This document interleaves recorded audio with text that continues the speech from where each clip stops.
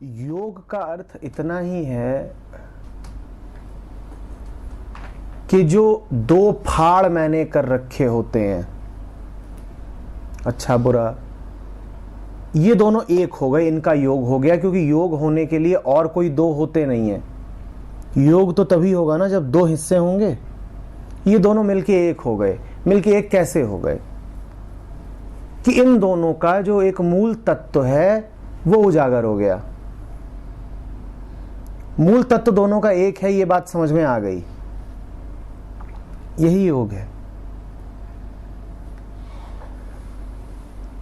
योग के लिए कुछ पाना नहीं है। जिस एक पर आप बैठे थे उसके साथ साथ दूसरे को भी देख लेना है। योग का अर्थ समझिए। योग का अर्थ है आप पुण्य पर बैठे हो तो आप योगी नहीं हो सकते। क्यों? क्योंकि पाप वहां दूर बैठा है और वो आपकी दुनिया से निष्कासित है। ठीक, आप योगी नहीं हो सकते। योगी होने का अर्थ है मैं पुण्य पर बैठा हूं और एक काबिलियत है मुझ में कि मैं पाप पर भी चला जाऊं, बिल्कुल करीब चला जाऊं उसके, बिल्कुल बिल्कुल करीब, इतना करीब कि पापी कहला ही जाऊं। और वहां जा करके साफ साफ मैं ये देख लूं कि पाप का तत्व भी वही है जो पुण्य का तत्व है। ये योग है। रंग अलग अलग हैं दोनों के, तत्व एक है। ये योग है। अब दोनों एक हैं। समझ में आ रही है बात? तो हम में से जो लोग किसी भी द्वैत के एक सिरे पर बैठे हों, उनको दूसरे सिरे के करीब जाना पड़ेगा अगर उन्हें योग में प्रतिष्ठापित होना है। जिन चीजों को आज तक आपने महत्वपूर्ण बोला है, ये द्वैत का एक सिरा है कि ये महत्वपूर्ण है, और द्वैत का दूसरा सिरा क्या होता है? ये महत्वहीन है। जिन बातों को आपने आज तक महत्वपूर्ण बोला है उनको आपको जागरूक होके महत्वहीन कहना पड़ेगा। इसका अर्थ ये नहीं कि कुछ महत्वपूर्ण होता है और कुछ महत्वहीन होता है। ना कुछ महत्वपूर्ण होता है ना कुछ महत्वहीन होता है। जो होता है बस होता है। लेकिन चूंकि आप कुछ बातों को बहुत महत्व देते आए हो, इसीलिए अब आपके लिए आवश्यक हो जाएगा कि आप उनको जानबूझकर महत्व देना छोड़ो या उनके विपरीतों को महत्व देना शुरू करो।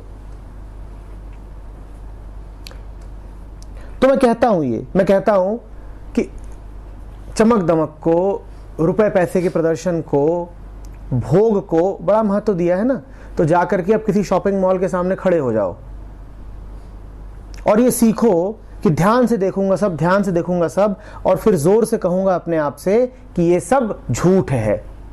क्योंकि आज तक तुमने उसी शॉपिंग मॉल में उस ज्वेलरी की दुकान को देख करके, उस फूड कोर्ट को देख करके, उस गारमेंट शॉप को देख करके अपने आप से यही कहा है कि ये सब कुछ असली है और महत्वपूर्ण है। तो अब बहुत जरूरी है कि तुम वहां पर जाओ और खड़े हो और जोर से अपने आप को ही घोषणा करो कि ये सब कुछ झूठा है और नकली है। पद को, प्रतिष्ठा को और ताकत को तुमने बहुत महत्व दिया है आज तक। तो बहुत जरूरी है कि सड़क से जब वो लाल बत्ती वाला काफिला गुजर रहा हो तो उसको देखो और बजाय इसके कि चमत्कृत से हो जाओ कि अद्भुत, एक आदमी के पीछे 20 गाड़ियां और 100 गुंडे,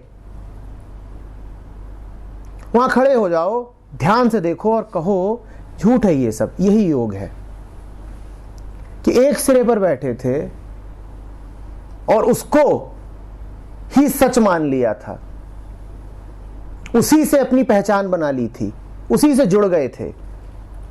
अब हम जा रहे हैं दूसरे पर भी। इसका अर्थ ये नहीं है कि एक सिरे से उठकर दूसरे पर बैठ जाना है, गलत मत समझ लेना। नहीं कहा जा रहा है कि पहले चिल्लाते थे महत्वपूर्ण महत्वपूर्ण और अब चिल्लाओ महत्वहीन महत्वहीन। नहीं कहा जा रहा है कि पहले तुम वो सारे काम करते थे जो पुण्य कहलाते हैं और अब तुम वो सारे काम करने लगो जो पाप कहलाते हैं। ये नहीं कहा जा रहा है। कहा यह जा रहा है कि जब तक तुम पाप के करीब नहीं जाओगे, तुम जानोगे कैसे कि पाप का तत्व वही है जो पुण्य का है। तो तुम्हारा योग कभी सधेगा नहीं अगर तुम पाप से दूर ही दूर रहे। इसीलिए जो लोग बड़ा शुचितापूर्ण जीवन बिताते हैं वो बड़े अधूरे अधूरे से रह जाते हैं। लगता तो ऐसा है जीवन इनका बड़ा साफ रहा, कभी इन्होंने कोई बुरा काम नहीं करा, पर उनका जीवन फिर खिल भी नहीं पाता, क्योंकि जो बुराई के करीब ही नहीं गया, जिसको बुरा कहा जाता है, जो उसके करीब ही नहीं गया, उसको जानेगा कैसे। और भूलना नहीं कि जिसको तुम बुरा कहते हो उसका कर्ता भी वही परमात्मा है। तुम अगर बुराई को ठुकरा रहे हो तो तुम उस परमात्मा को ठुकरा रहे हो। योगी की आंख को पाप में भी, हत्या में भी,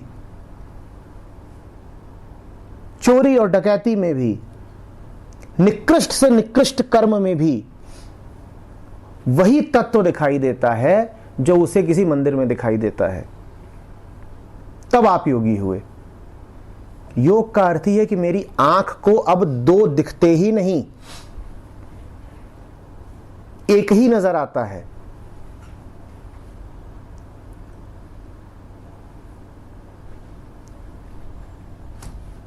अब ये बड़ी असुविधा की स्थिति है कि बड़ी मुश्किल से तो हमने संयम साधा है, बड़ी मुश्किल से तो हमने अच्छा वाला आचरण साधा है, और अब ये हमसे कह रहे हैं कि जो अच्छा वाला साध लिया है वही तुम्हारा बंधन है, तो तुम अब बुरे हो जाओ। बुरे हो नहीं जाओ, उसके बहुत करीब जाओ, उसे देखना पड़ेगा। जैसे अच्छे नहीं हो जाओ वैसे ही बुरे भी हो नहीं जाओ। करीब जाने कैसे जानोगे कि क्रोध क्या है अगर उसके करीब नहीं गए? जिन बातों को पाप की संज्ञा दे दी है उनको समझोगे कैसे अगर उनमें कभी उतरे ही नहीं?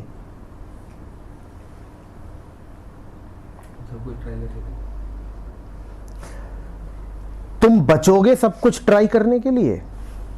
कह तो ऐसे रहे हो जैसे तुम परम पुरुष हो, सब कुछ।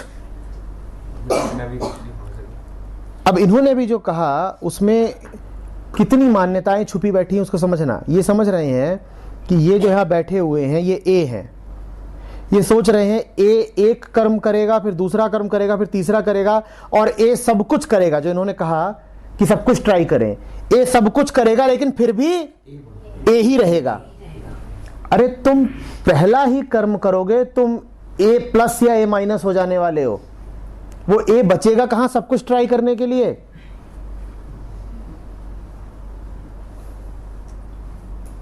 और अगर सब कुछ कर करके भी ए ही बचा रह रहा है तो ए कुछ कर नहीं रहा।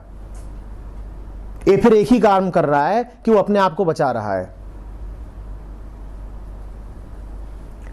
जीवन के जो मूल एजम्पशंस हैं उनको देखो ना। तुम मानते हो मैं वही रहूंगा, तुम अभी 2 घंटे पहले जो थे वो अब नहीं हो। तुम एक गहरे कर्म में उतरोगे जो तुमने आज तक नहीं किया, उसके बाद तुम वही रह जाओगे जो तुम पहले थे। मैं कह रहा हूं जिन बातों को तुमने जीवन से निष्कासित कर रखा है जरा उनके करीब जाओ। उनके करीब जाने के बाद तुम बचोगे क्या? तुम्हारा पूरा व्यक्तित्व हिल जाना है, तुम्हारी पूरी हस्ती घुल सी जानी है। ये सवाल भी कि सब कुछ ट्राई करें, ये ए पूछ रहा है। ए डैश थोड़ा ज्यादा समझदार होगा, वो ये पूछेगा ही नहीं।